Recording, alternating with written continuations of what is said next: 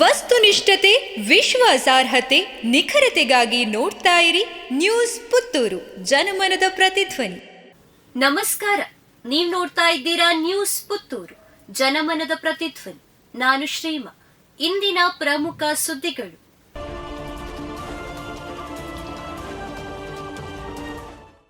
ತಿರುಪತಿ ಲಡ್ಡಿಗೆ ದನದ ಕೊಬ್ಬು, ಮೀನಿನೆಣ್ಣೆ. ವಿಶ್ವ ಹಿಂದೂ ಪರಿಷತ್ ತೀವ್ರ ಖಂಡನೆ, ಕಠಿಣ ಶಿಕ್ಷೆಗೆ ಆಗ್ರಹ. ಪ್ರಪಂಚದಾದ್ಯಂತ ತಿರುಪತಿ ವೆಂಕಟರಮಣನ ಮೇಲೆ ಅತೀವ ಭಕ್ತಿಭಾವ ಇದ್ದು ಅಲ್ಲಿಯ ಪ್ರಸಾದವನ್ನ ತಿರುಪತಿ ದೇವರ ಪ್ರತೀಕದಂತೆ ನೋಡುತ್ತಾರೆ. ಪ್ರಸಾದವನ್ನ ದನದ ಕೊಬ್ಬು ಮತ್ತು ಮೀನಿನೆಣ್ಣೆ ಉಪಯೋಗಿಸಿ ತಯಾರಿಸಿದ್ದು ಸಮಸ್ತ ಹಿಂದೂ ಸಮಾಜಕ್ಕೆ ಅತೀವ ನೋವು ತಂದಿದೆ. ಇದನ್ನ ವಿಶ್ವ ಹಿಂದೂ ಪರಿಷತ್ ತೀವ್ರವಾಗಿ ಖಂಡಿಸುತ್ತದೆ.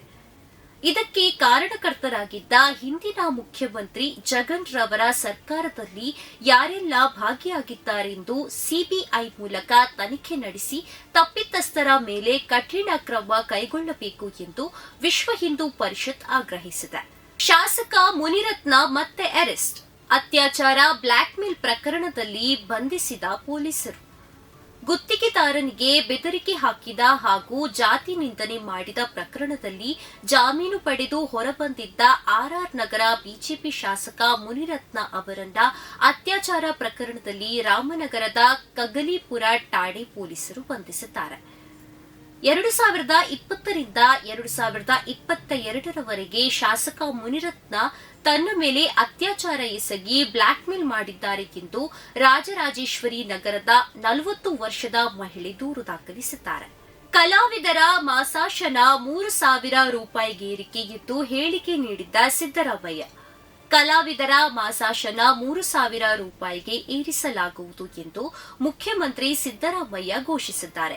ಮುಂದಿನ ವರ್ಷದಿಂದ ಕಲಾವಿದರ ಪ್ರಶಸ್ತಿಯನ್ನ ಆಯಾ ವರ್ಷವೇ ನೀಡಬೇಕು ಎಂದು ಸೂಚನೆ ನೀಡಿದ್ದಾರೆ. ಬೆಳ್ತಂಗಡಿಯಲ್ಲಿ ದಂಪತಿ ಆತ್ಮಹತ್ಯೆ.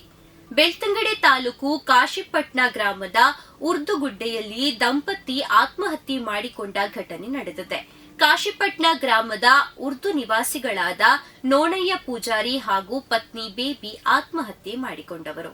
ದಾವಣಗೆರೆಯಲ್ಲೂ ಗಣೇಶ ವಿಸರ್ಜನೆ ಮೆರವಣಿಗೆ ಮೇಲೆ ಕಲ್ಲು ತೂರಾಟ.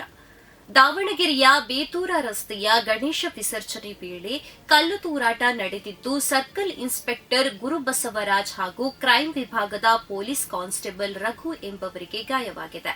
ಕೂಡಲೇ ಕಾಂಗ್ರೆಸ್ ಮುಖಂಡ ಆಯೂಬ್ ಪೈಲ್ವಾನ್ ಸೇರಿದಂತೆ ಪ್ರಮುಖ ಮುಸ್ಲಿಂ ನಾಯಕರು ಯುವಕರನ್ನ ನಿಯಂತ್ರಣ ಮಾಡಲು ಮುಂದಾಗಿದ್ದಾರೆ. ಪ್ರತಿದಿನದ ಸುದ್ದಿಗಳಿಗಾಗಿ ನೋಡ್ತಾ ಇರಿ ನ್ಯೂಸ್ ಪುತ್ತೂರು, ಜನಮನದ ಪ್ರತಿಧ್ವನಿ. ಧನ್ಯವಾದಗಳು. ವಸ್ತುನಿಷ್ಠತೆ, ವಿಶ್ವಾಸಾರ್ಹತೆ, ನಿಖರತೆಗಾಗಿ ನೋಡ್ತಾ ಇರಿ ನ್ಯೂಸ್ ಪುತ್ತೂರು, ಜನಮನದ ಪ್ರತಿಧ್ವನಿ.